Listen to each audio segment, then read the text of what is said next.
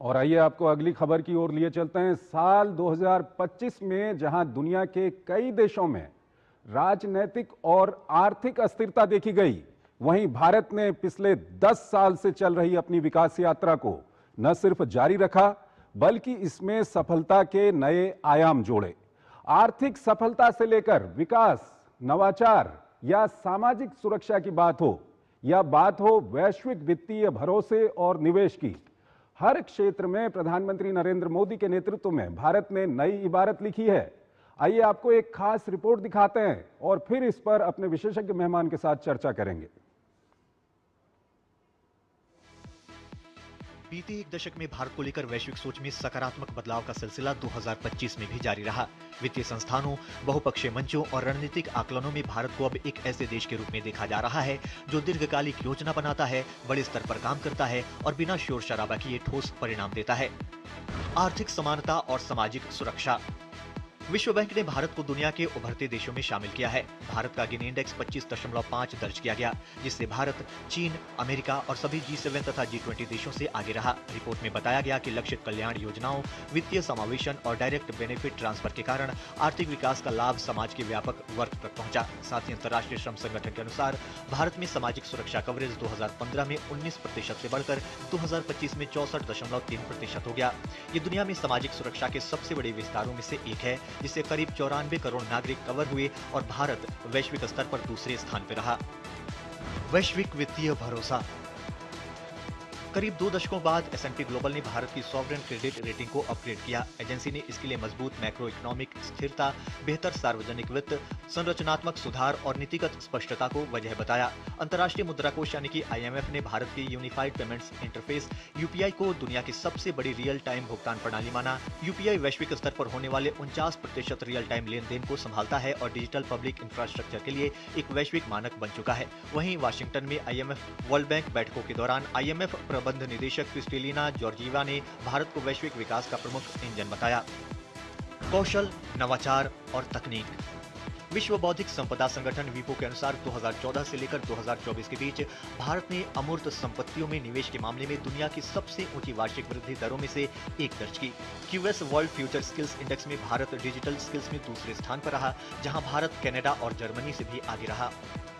गरीबी उन्मूलन और सतत विकास। पिछले 10 वर्षों में भारत ने 17.1 करोड़ लोगों को अत्याधिक गरीबी से बाहर निकाला।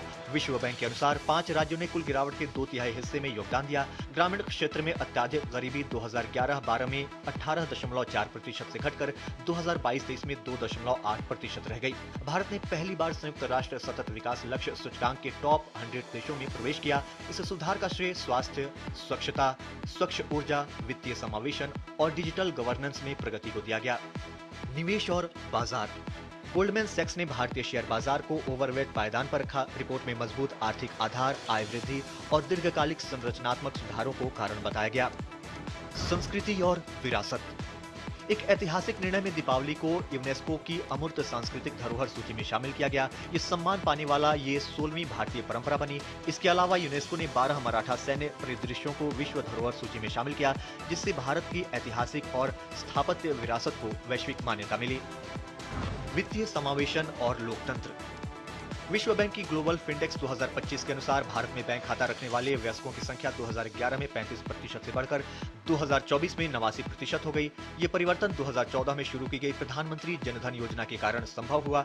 वैश्विक स्तर पर भारत का दबदबा मजबूत नेतृत्व में भी दिखा। अमेरिका की data analytics company morning consult ने प्रधानमंत्री नरेंद्र मोदी को 75% अप्रूवल रेटिंग के साथ दुनिया का सबसे लोकप्रिय लोकतांत्रिक नेता बताया, जबकि फ्यू रिसर्च सेंटर के सर्वे में भारत को लोकतांत्रिक व्यवस्था से जन संतोष के मामले में दुनिया के शीर्ष देशों में शामिल किया गया। शक्ति, नवाचार और AI। भारत ने ग्लोबल इनोवेशन इंडेक्स में 2015 के 81वें स्थान से छलांग लगाकर 38वां स्थान हासिल किया। एशिया पावर इंडेक्स 2025 में आर्थिक वृद्धि और सैन्य क्षमता के आधार पर भारत को मेजर पावर का दर्जा दिया गया। ऑपरेशन सिंदूर में शानदार प्रदर्शन के बाद भारत, जापान, रूस और ऑस्ट्रेलिया से आगे रहा। उधर स्टैनफोर्ड यूनिवर्सिटी के global AI vibrancy tool report के अनुसार भारत दुनिया का तीसरा सबसे प्रतिस्पर्धी देश बनकर उभरा। कुल मिलाकर 2025 में भारत को लेकर वैश्विक तस्वीर साफ रही। इनमें शामिल रहे आर्थिक स्थिरता, सामाजिक समावेशन, तकनीकी क्षमता और वैश्विक प्रभाव। इन सभी मोर्चों पर भारत विश्व में अग्रणी भूमिका निभा रहा है। तो हमने आपको रिपोर्ट दिखाई जहां दुनिया के विभिन्न देशों में कहीं युद्ध चल रहा है, कहीं राजनीतिक अस्थिरता है, कहीं आर्थिक अस्थिरता है, लेकिन आपने देखा कि भारत किस तरह से पिछले 10 साल में जो भारत की रफ्तार है, 2025 में भारत ने उस रफ्तार को और तेज किया है। इस पर बात करने के लिए हमारे साथ जुड़ रहे हैं डॉक्टर चरण सिंह, प्रख्यात अर्थशास्त्री हैं। आपका बहुत बहुत स्वागत है सर हमारे इस कार्यक्रम में। सर, पहला सवाल यह है कि हमने दर्शकों को रिपोर्ट दिखाई, भारत की किस तरह की रिपोर्ट रही है 2025 में। सवाल यह है कि पूरी दुनिया भारत की ओर क्यों आशा से देख रही है? उसके दो तीन मूल कारण हैं और बहुत अच्छे कारण हैं जो आपको भी प्रसन्न करेंगे, पर उसके पीछे बहुत मेहनत गई है। हम लोगों ने देखा है कि पहली बात, हम लोगों ने जो जनधन योजना शुरू की उससे सबका साथ सबका विकास शुरू हो गया। तो यहाँ पर जो ग्रोथ हो रही है वो इनकम इनइक्वालिटीज नहीं बढ़ा रही है, सब लोग मिलकर आगे बढ़ रहे हैं।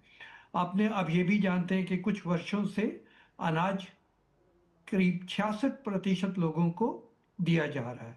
ये नहीं कि वो बहुत अच्छा अनाज दिया जा रहा है, आप पनीर आप खाइए, फ्रूट खाइए, पर मूल तौर पर चावल, दाल और ऐसी कुछ चीजें दी जा रही। उससे क्या हो रहा है कि जो खर्चा हम लोगों का बेसिक लिविंग के लिए होता था, जो पॉवर्टी के नीचे लोग, गरीबी रेखा से नीचे लोग होते थे, उनके लिए बहुत मुश्किल हो जाती थी। उसी तरीके मेडिकल फैसिलिटीज, जो ज्यादातर बीमारियां आती हैं उससे जेब बहुत खाली हो जाती है, और जो मध्यम वर्ग के लोग या गरीब लोग होते हैं उनके लिए बहुत मुश्किल खड़ी हो जाती है। तो इन कारणों से पहली बात, हर एक को एक अकाउंट मिल गया। वो जो अकाउंट मिला, हम लोगों ने टेक्नोलॉजी यूज की, उसको मोबाइल फोन से जोड़ दिया, जनधन अकाउंट खोला, मोबाइल से जोड़ा और आधार कार्ड पर अच्छी तरह काम किया तो सेफ अकाउंटिंग शुरू हो गई। जो बेसिक रिक्वायरमेंट है खाने की और जो मेडिकल की, वो हमने प्रोवाइड कर दी। उससे क्या हुआ कि हम लोग इस टाइम पे बड़े प्रसन्नता से कह सकते हैं कि करीब 17 मिलियन लोग हम लोगों ने गरीबी रेखा से ऊपर उठा दी। बहुत बड़ी उपलब्धि है। सबका साथ सबका विकास, सर, ये यहाँ से सर शुरू ये होता है। जो सफलता है इसके पीछे राजनीतिक स्थिरता कितना बड़ा कारण है? जो पीएम मोदी के नेतृत्व को भारत की जनता ने लगातार साथ दिया है, पीएम मोदी के नेतृत्व का, ये जो राजनीतिक स्थिरता है ये कितना बड़ा कारण है भारत की सफलता के पीछे? बहुत बड़ा कारण है, बहुत बड़ा कारण है। उससे जो स्थिरता से नीतियां चल रही हैं, तो ये मैं पहले भी कह चुका हूं, क्योंकि जो एक्सपीरियंस है स्टेट को रन करने का और वो स्टेट को काफी पीछे से काफी आगे ले जाने का, और उसके बाद आप सेंटर में आ जाते हैं और आपने स्टेट को भी देखा है, अभी आप सेंटर को भी देख रहे हैं। तो आपकी जो नीतियां हैं वो सेंटर और स्टेट, जिसको आप कह सकते हैं कि बहुत अच्छी फेडरेशन का रूप ले रही है, मिलजुल कर सारा काम हो रहा है। इसके अलावा आप देखिए जिस तरीके की स्थिरता, पॉलिटिकल स्थिरता चल रही है पिछले 10 वर्षों में, नीतियों में एकदम कॉन्टिन्यूटी चल रही है। बिल्कुल। जो आते सार 2014 में आपने जनधन योजना शुरू की, वो आगे आगे आगे बढ़ती गई। उसके बाद आपने टैक्स रिफॉर्म्स शुरू किए, वो भी आगे आगे बढ़ते आए। आपने देखा है कि डायरेक्ट टैक्सेस में भी रिफॉर्म हो गया है। आजकल आप देख रहे हैं जो टैक्स रिटर्न दिए जा रहे हैं, सर एकदम वक्त कम है, सिंप्लीफाई एक कर दिए। अंतिम सवाल संक्षेप में बताइएगा। आपसे जानना चाहेंगे कि अब 2026 शुरू होने वाला है, आगे की यात्रा, एक जो फाउंडेशन है बहुत स्ट्रांग बना दी गई है भारत की पीएम मोदी के नेतृत्व में, आगे की जो यात्रा है उसके लिए आप क्या कुछ सोचते हैं?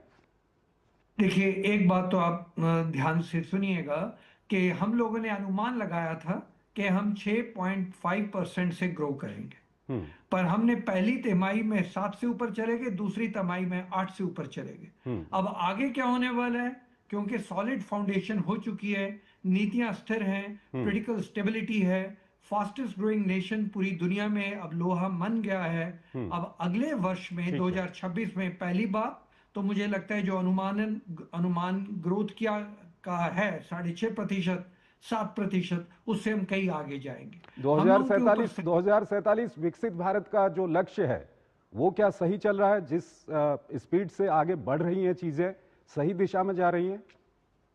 दिशा ठीक है, पर आप जानते ही हैं कि प्रधानमंत्री जी ने मई में पहले नीति आयोग में कहा विकसित भारत, और 2 दिन पहले इकोनॉमिस्ट को फिर मिले और कहा कि विकसित भारत की ओर जाना है। तो जब देश का प्रधानमंत्री इतना जोर दे रहे हैं विकसित भारत पे, ये होना ही होना है। जहां तक गति का सवाल है, जिस तरीके की पूरी दुनिया में मंदी छाई हुई है, उसमें 7, 7.5, 8% से बढ़ना बहुत बड़ी बात है। ठीक है। प्रयत्न होना चाहिए कि 9, 9.5% से बढ़े। और मुझे लगता है जिस तरीके हम अपनी ग्रोथ को प्रोग्रेस कर रहे हैं, स्टेबिलिटी के साथ, फाउंडेशन के साथ, वो भी मुमकिन होगा। पर उसके लिए नीतियां थोड़ी और बनानी पड़ेंगी। जिस ठीक है। तरीके की नीतियां 2025 में बनी हैं, अगर उन्हीं के ऊपर हम बिल्ड करते जाएं, तो आप देखेंगे 9% की ग्रोथ हम लोगों के लिए मुमकिन हो जाएगी। ठीक और है। फिर विकसित भारत 2047 में पूरा हो जाएगा। बहुत बहुत शुक्रिया सर, आप हमारे इस कार्यक्रम में जुड़े और इस महत्वपूर्ण विषय पर आपने अपना महत्वपूर्ण विश्लेषण हमारे दर्शकों के सामने रखा।